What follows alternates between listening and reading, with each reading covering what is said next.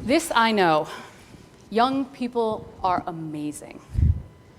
I think that Kofi Annan would agree with me in saying that no one is born a good citizen, no nation is born a democracy.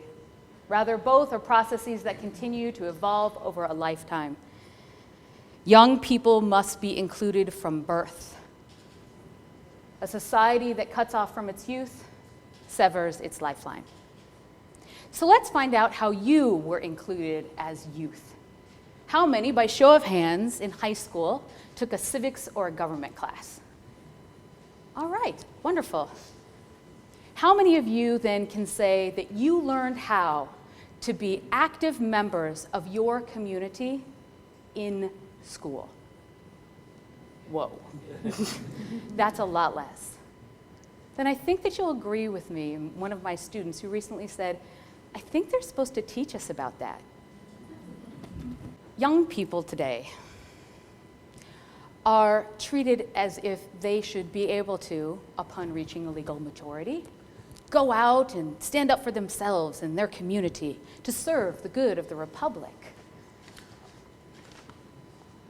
They think that when they turn 18, that they'll be able to do it all because they will have the imaginary handbook for adults. You know, the one we all get, the one that tells us how to do everything. Of course, in reality, that does not exist. And so they have no impetus, and they have no experience in being active members of our community. But you know what? They want to. Young people today are not disenchanted, they're disenfranchised. And they are that way because we see them as somehow unformed, incapable of doing adult work. Now, then of course, it should be no surprise to you that nationwide, more than a third of all high school seniors lack basic civic knowledge and cannot identify even one activity that would be a part of civic life. For our young people of color, the statistics are even more grim, with 50% of Latino and more than 60% of African Americans lacking in this basic skill as they graduate from high school. Well, what are we offering them instead? At best, they get simulation-only models where they can practice being adults and practice being members of Congress and practice being members of the United Nations. That is not to deride these important programs.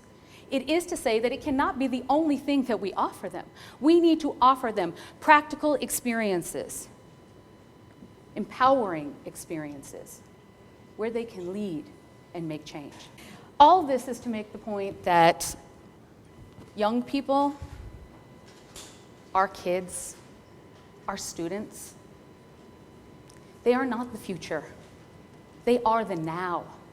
And in the now, what I have learned is that young people, and this has been reinforced time and time again to me, that young people are amazingly capable of leading and making change, of identifying issues, of organizing themselves, of taking action and making real substantive change. But there are roadblocks in their way.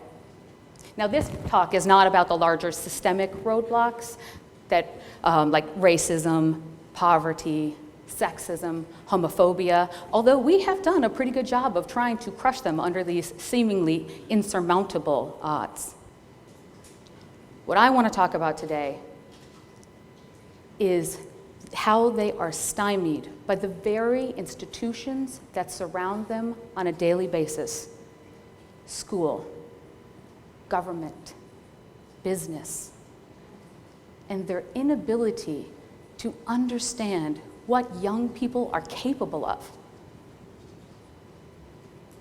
Now, when I speak of capabilities, I'm not talking about math and science and reading, for these are the noble goals of all schools. But I don't seem to understand why it is that we cut them off from the very thing that will impact the rest of their life. Do we really care so little for the future equity and fairness and functioning of our government and our democracy? How do we address these things? Okay, how do we fix these things? We need to institute community-based action for our young people. Now, what does that look like, right? Because we all might have these different pictures in our mind.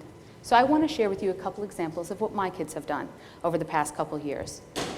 But please understand that this is just the tip of the iceberg of the wonderful work that is being done out there today. One year, my students, after surveying their community, student community, the outside community, after doing research, they found that relationship abuse was an issue that was facing young people, so much so that it was reaching epidemic proportions, and my kids were outraged. They wanted to make sure that there was not one student sitting in one classroom in Chicago that would not have the tools to deal with this issue.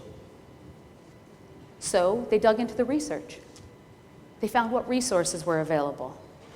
They found what curriculums had been constructed. And after lots of student discussion and lots of consensus building, they decided that they were going to create their own curriculum. And they did so. They vetted it with teachers, they field tested it in the school, and when it was prepared, they took it before a Chicago Public Schools board meeting.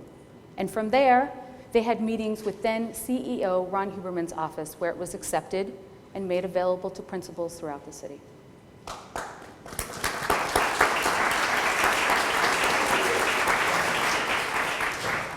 Another year, the issue that they found was that their school was unfinished, and they wanted it to be done. And so, again, critical thinking, diving into the research. I mean, they broke down the structure of CPS, which is, trust me, that's a challenge. They understood the structure of the city of Chicago, and then they founded the structure of the state of Illinois, so they could figure out who were the power holders who had the impetus to give them what they needed. And then they had meetings with those people. They met with the school administration. They met with their aldermen. They met with the state senate president.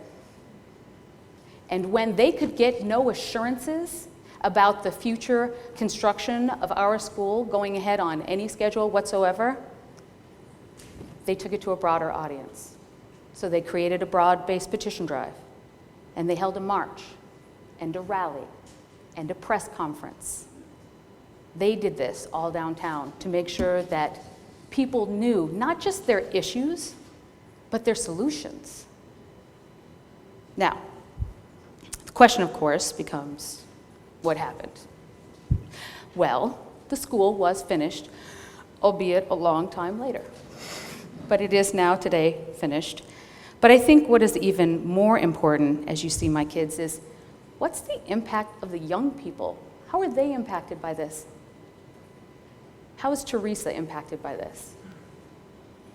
So she said, I have, of course, heard from other teachers that I should not be afraid to speak up and express my mind, but it became an exciting reality with the rally. I appreciate how during the rally, the teachers were always at the back of the crowd of students. It is so rare that adults let young people have complete and total control of an event or undertaking, because I'll admit that I was expecting the teachers to be in the front and helping to lead us. I was pleasantly surprised. In order for Teresa and other young people to be able to do this, they need the tools to do it. And it does not naturally fall under the purview of social science teachers. This is the responsibility of every teacher and every school. Because as Sandra Day O'Connor said, they may not all be poets, mathematicians, or scientists, but they will all be citizens. So then, how do we do this? How do we accomplish this if this is our responsibility? First, we must ask ourselves, well, does this count less than math and science? Do these skills count less? Which one of these skills do we not want our kids walking out of our building with? And if the answer to those things are no, then the pathway is very clear.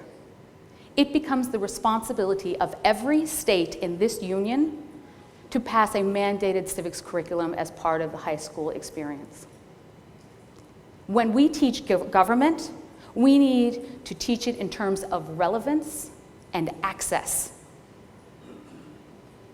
But at its heart, it must have an action civics base. Now, before people get intimidated, this is not as hard as it seems. There are plenty of schools that have programs that have already been started. But even more importantly, for those schools that have not, there are some amazing, amazing nonprofits out there to help schools as they make this transition. Nonprofits like Mikvah Challenge, Constitutional Rights Foundation, Facing History and Ourselves.